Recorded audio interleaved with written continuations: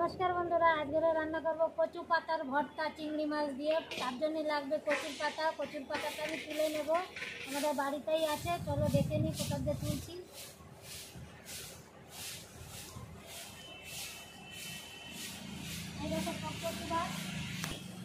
सुंदर सुंदर कचुर पाता हयेछे नतून आमि एखान दिये तुले नेब बेছে बेছে।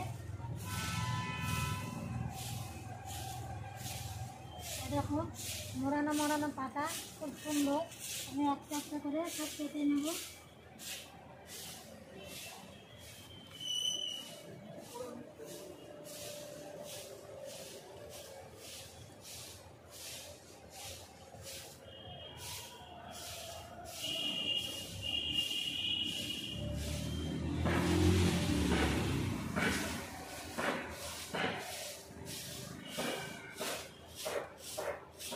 कचि साइज হয়েছে।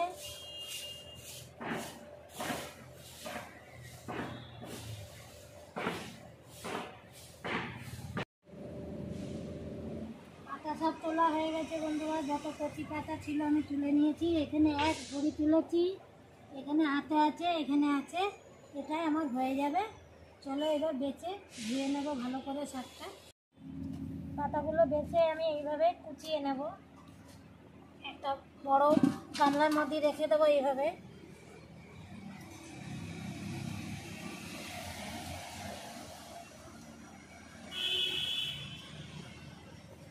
সুন্দর করে পাতাগুলো বেছে নিতে হবে।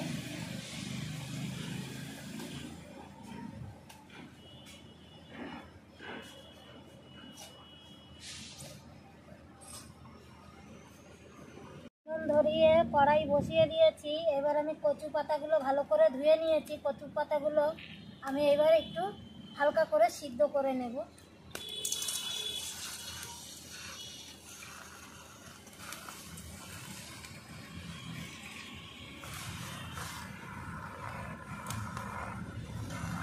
জল দেবো না বন্ধুরা, এমনি ঢাকনা দিয়ে দিলেই আস্তে আস্তে সিদ্ধ হয়ে যাবে।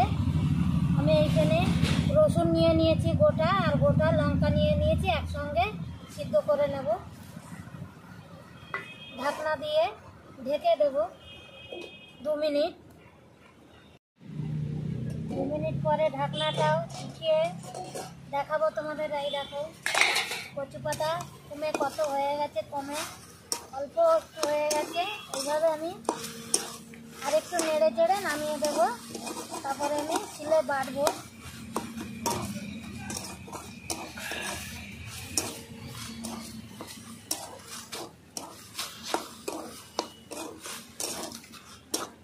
বন্ধুরা এবার নামিয়ে দেব। নামানোর পরে আমি চিংড়ি মাছটা হালকা করে ভেজে নেব। কচু পাতা নামিয়ে নিয়েছি, এবার আমি চিংড়ি মাছটা হালকা করে একটু লাল করে নেব। প্রথমে অল্প তেলে ভেজে নিচ্ছি।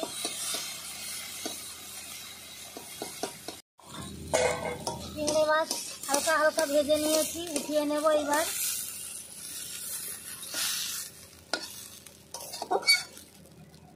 সব ভেজে নিয়েছি দেখো। এবার আমার কাজ হচ্ছে শিলে গিয়ে বাটা, একসঙ্গে সব বেটে নেব। তোমরা চাইলে মিক্সিতেও বাটতে পারো, কিন্তু আমি শিলে বেটে নেব। শিলে বেটে নেব সব।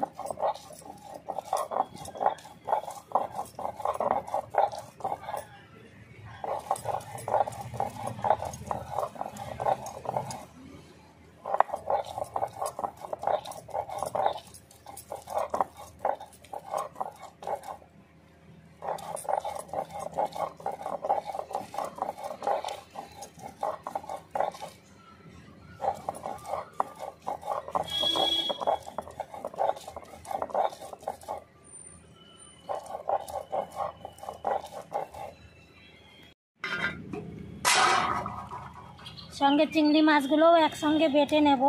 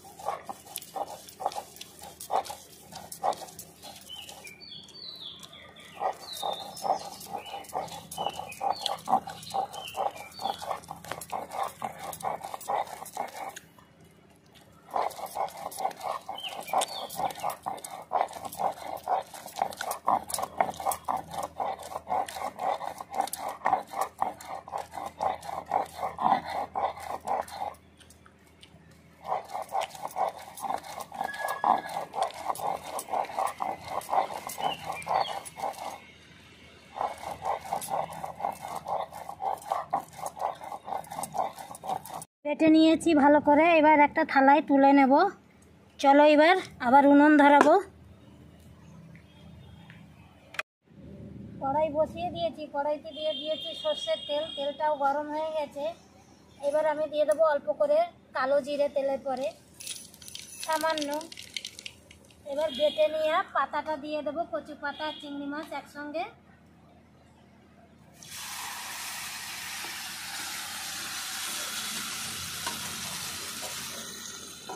সঙ্গে দিয়ে দেবো লবণ পরিমাণ মতন, অল্প একটু হালকা করে হলুদ গুঁড়ো। ভালো করে একসঙ্গে আমি তেলে ভালো করে মিশিয়ে নেব। দেখো এইভাবে ভালো করে নেড়ে চেড়ে রান্নাটা হবে। এই যে ভালো করে নাড়িয়ে নিলাম দেখো। এবার দিয়ে দেবো অল্প করে একটু চিনি হালকা করে। এভাবে উল্টে পাল্টে রান্না করে নিলে হয়ে যাবে আমার আজকে কচু পাতা ভর্তা। 2 মিনিট ধরে ভালো করে আমি এইভাবে কষিয়ে নেব।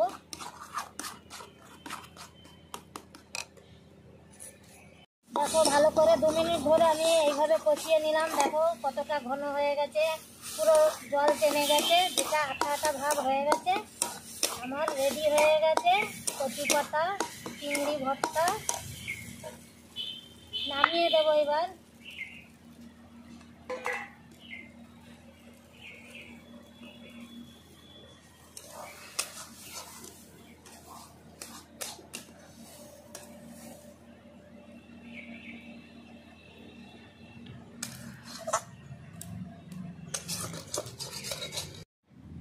আজকে এই কচু পাতার ভর্তাটা কেমন লাগলো বন্ধুরা জানাবেন অবশ্যই।